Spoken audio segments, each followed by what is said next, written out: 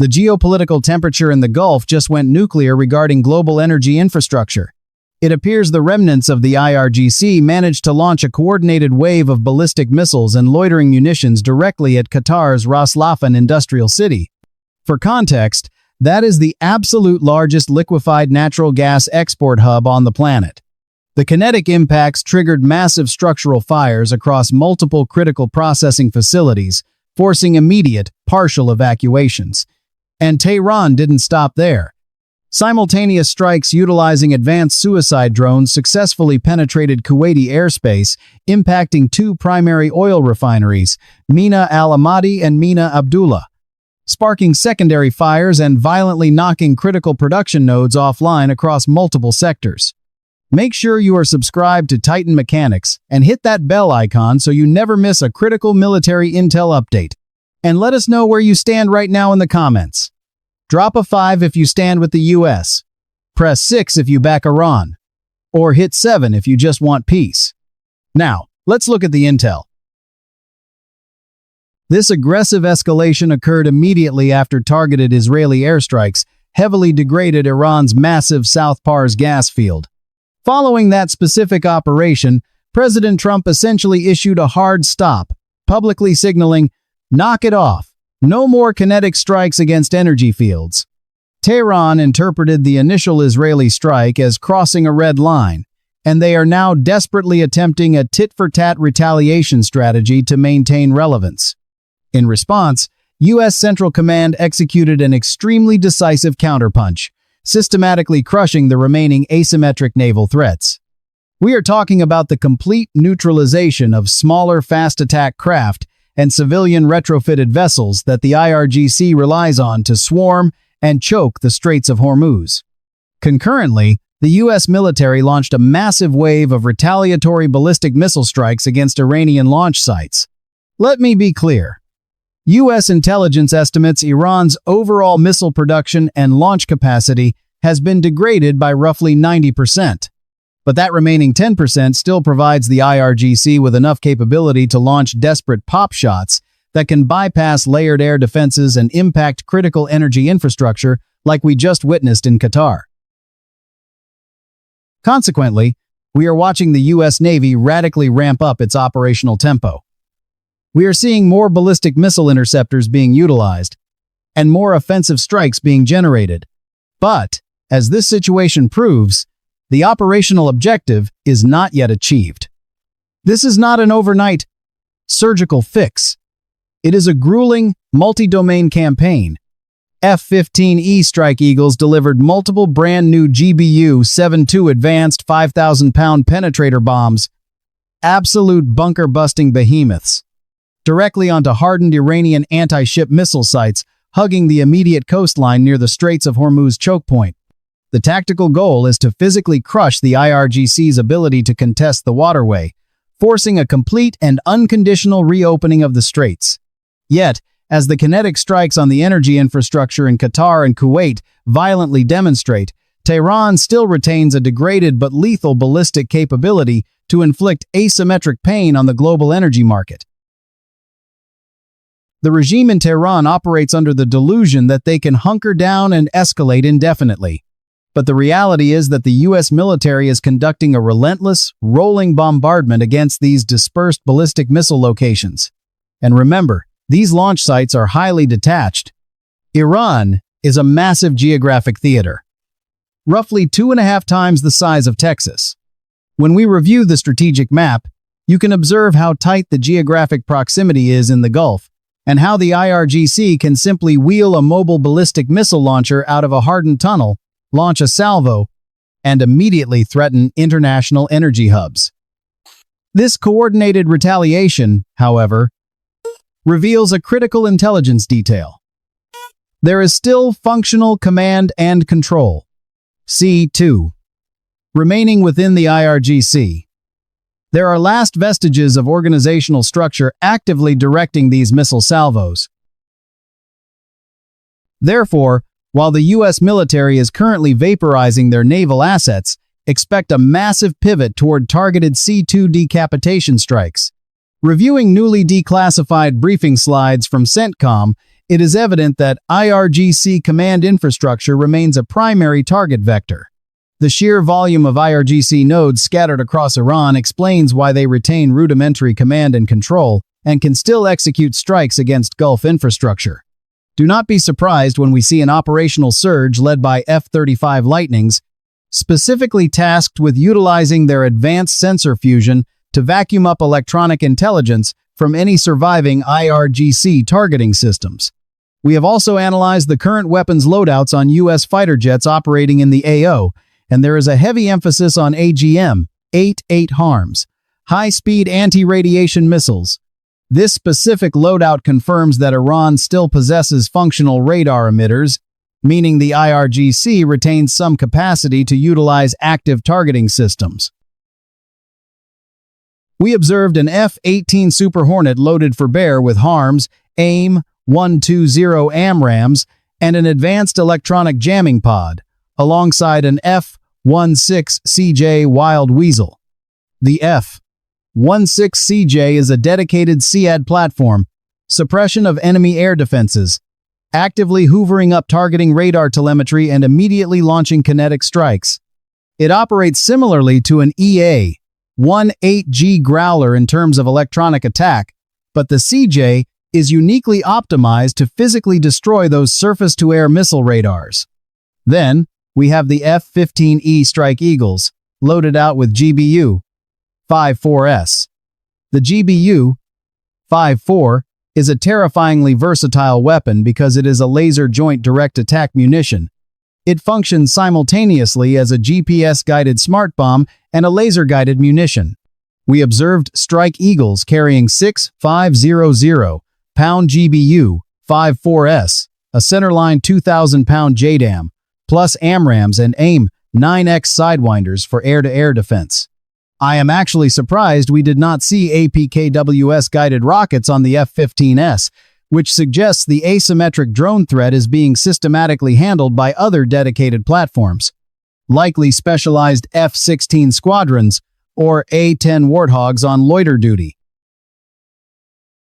As the battle damage assessments confirm, the U.S. military is surgically neutralizing naval threats and ballistic missile launchers.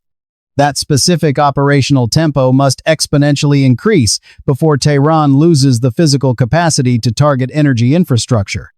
The Straits of Hormuz cannot remain contested for much longer, primarily because the 31st Marine Expeditionary Unit, the MEU, is steaming directly into the theater. Currently, Iran is enforcing a soft closure of the strait, selectively targeting U.S. and Western shipping. That choke point needs to be forcefully pried open. Stripping the Iranian regime of that specific geographic leverage is the critical domino. Once that falls, we will likely witness a catastrophic internal fracture within the regime itself. But until then, they possess lethal capability. We cannot underestimate the adversary. The Pentagon must proactively anticipate and dismantle their ability to threaten global energy flows. Now, Iran's own energy infrastructure is incredibly vulnerable. As we saw with the Israeli strike on the South Pars gas facility, their entire economic lifeline can be severed. Their remaining tanker fleet could be sunk, and their energy flow completely paralyzed. But strategically, that is a flawed objective. Completely obliterating Iran's energy infrastructure does not magically reduce their ballistic missile stockpile. It does not neutralize the thousands of suicide drones they have pre-positioned to enact chaos in the straits. All it accomplishes is halting oil shipments to China, which is likely a massive geopolitical miscalculation that Washington wants to avoid. And we have breaking intelligence confirming this exact shift. Axios is reporting that following the strikes in Tehran, President Trump has declared Israel will no longer attack Iran's natural gas fields. The administration is actively pulling back from targeting energy infrastructure, signaling an effort to forcefully de-escalate that specific vector. This is happening because the U.S. administration absolutely does not want the global economy to suffer catastrophic shocks while this military operation is finalized over the coming weeks or months. Right now, Brent crude is aggressively approaching $116 a barrel. That is a massive economic red line. No one wants that level of inflation, and global populations will feel it immediately at the pump. Iran knows this. They are desperately clinging to that economic leverage. And predictably, Tehran responded with fiery, delusional rhetoric. In a statement that shocked absolutely no one, Iranian officials mocked the campaign, stating the US and Israel should rename the operation Epic Fear instead of Epic Fury. Their propaganda arm is taunting Washington, claiming the lack of a massive US ground invasion proves America is terrified of entering Iran. Let's translate that. Iran is desperately trying to bait the US into a protracted, Vietnam-style quagmire. But the reality is they are being systematically pounded from the sky. Their taunts are a desperate plea for the US to shift its strategy because the current kinetic strikes are devastatingly effective. They are being mathematically eliminated, and they need it to stop. They want the American public to feel the unbearable pain of a massive, bloody ground occupation. That is exactly why a full-scale ground invasion is strategically foolish. Perhaps deploying highly specialized Tier 1 operators for surgical strikes against the specific C2 nodes, shutting down the Straits of Hormuz, is viable. But the ultimate objective should be empowering the Iranian people, the citizens who actually desire freedom, to rise up and dismantle the regime from within. They would require significant logistical support, weaponry, and a unified leadership structure. But committing hundreds of thousands of conventional U.S. boots on the ground is exactly the quagmire Tehran is praying for, and the Pentagon is too smart to take the bait. Meanwhile, the economic fallout is real. Qatar Energy confirmed extensive damage following the follow-up waves of strikes. Civilian defense teams are currently battling the blazes. The fires appear to be contained, but this will cause massive supply chain disruptions. Remember, Ras Laffan single-handedly pumps out roughly 1/5 of the globe's liquefied natural gas. In Kuwait, drones successfully ignited operational units at key refineries. While no casualties have been reported, production has taken a severe hit. Tehran justifies this as broader retaliation against Gulf states for physically hosting U.S. military assets. This all traces back to the initial strikes on their South Pars field, and the geopolitical stakes are rising. NewsNation is reporting that President Trump is actively considering deploying thousands of additional American troops to the Middle East as the conflict violently escalates. While 2,500 Marines with the MEU are already en route, U.S. officials indicate the administration is in a critical planning phase for the next stage of the war, which could involve a massive influx of U.S. reinforcements. And before we move on, we have to address Iran's absolutely laughable propaganda claim that they successfully destroyed 5 U.S. Air Force KC-135 Stratotankers. The photographic evidence they released is blatantly fabricated. It is hilariously bad AI generation. The stabilators on the aircraft in the images look like something out of a sci-fi movie. The KC-135 does not have futuristic, swept-back winglets. Furthermore, one of the AI-generated photos depicts a high-wing configuration. Whoever typed the prompt accidentally merged a KC-135 with a C-17 Globemaster. The C-17 has a high wing. The KC-135 absolutely does not. Yet, Iran is officially claiming they took down multiple Stratotankers at Prince Sultan Air Base in Saudi Arabia using these hilariously inaccurate images. The Trump administration confirmed there was minor, superficial damage to some tankers at the base from shrapnel, but 0 aircraft were destroyed, and all are currently back to operational flight status. So, Iran generating terrible AI propaganda? Yeah. Their propaganda department has about the same reliability as a McDonald's ice cream machine, meaning it's completely useless. Let's move to the 4D chess strategic analysis section. Iran's desperate lashing out with ballistic missiles highlights a critical operational reality. Their launch infrastructure must be continuously and ruthlessly targeted to prevent further catastrophic disruptions to the global oil and LNG supply. These are the dying thrays of a collapsing regime. We also have intelligence suggesting they are actively attempting to seed the straits with naval mines, utilizing their fleet of midget submarines. This requires a highly sophisticated countermeasure, deploying manta ray unmanned underwater vehicles to hunt those subs. combined with advanced anti-mining aircraft and drones sanitizing the waters ahead of the Straits of Hormuz. The absolute priority is securing the transit of high-value oil tankers from Western nations. Iran's conventional navy has been completely gutted. They are now entirely reliant on asymmetric proxy warfare, and that denial strategy will continue to crumble day by day. But there is no magic switch to end this. The ultimate outcome, if the US continuously degrades Iran's ability to threaten free navigation, is the total internal collapse of the regime. The US is playing master-level 4D chess right now.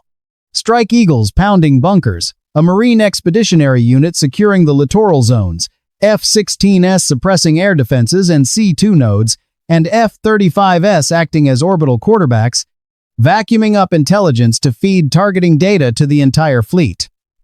Now, some of those Iranian ballistic missiles are likely using pre-planned, hard-coded coordinates. But their ability to execute tit-for-tat strikes suggests a rudimentary, active targeting capability. The US must put Iran into absolute checkmate. That means completely sanitizing the shoreline along the Straits of Hormuz. Two stealth bombers must focus entirely on vaporizing command and control centers and any infrastructure allowing Iran to target those missiles. The tactical challenge with ballistic missiles is they can operate detached from a centralized network. As long as they impact within 100 yards of a massive refinery, they achieve their goal. But the 31st Marine Expeditionary Unit is about to radically alter the battle space. They are rolling in with amphibious assault ships, heavily armed and prepared to secure hostile beaches and seize key coastal terminals under heavy air cover. Imagine F-35Bs providing close air support, while Marines physically secure the terminals used to coordinate those ballistic missile strikes. Combine that amphibious assault with manta ray UUVs hunting below the surface, and the US military possesses the capability to completely dismantle anything threatening the Straits of Hormuz. Within weeks, we could see the straits forcefully open back up. But the ballistic missile threat remains the wild card. CENTCOM cannot sleep on those dispersed launchers. The military must constantly adapt and adjust to the adversary's desperate moves. Over the next few days, we will witness exactly how the US retaliates to these strikes on Allied energy infrastructure and what kinetic measures are implemented to permanently neutralize the ballistic missile threat. To recap Day 20, Allied air defenses intercepted the vast majority of Iranian missiles targeting energy hubs in Qatar, Kuwait, and Saudi Arabia, but a few localized strikes penetrated the shield. F-15Es are actively hunting anti-ship missile batteries with GBU-72 bunker busters. Over 130 Iranian vessels have been sent to the bottom of the Gulf, but the IRGC still possesses a fleet of small craft they intend to use as suicide vessels. So, what is the next strategic move in the Straits of Hormuz as the 31st MEU arrives on station?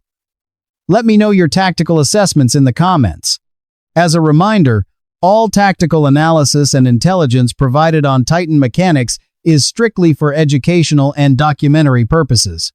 We analyze geopolitical strategy and military hardware based on publicly available open-source data. We do not glorify conflict or incite real-world action. Stay informed, stay analytical, and we will see you on the next briefing.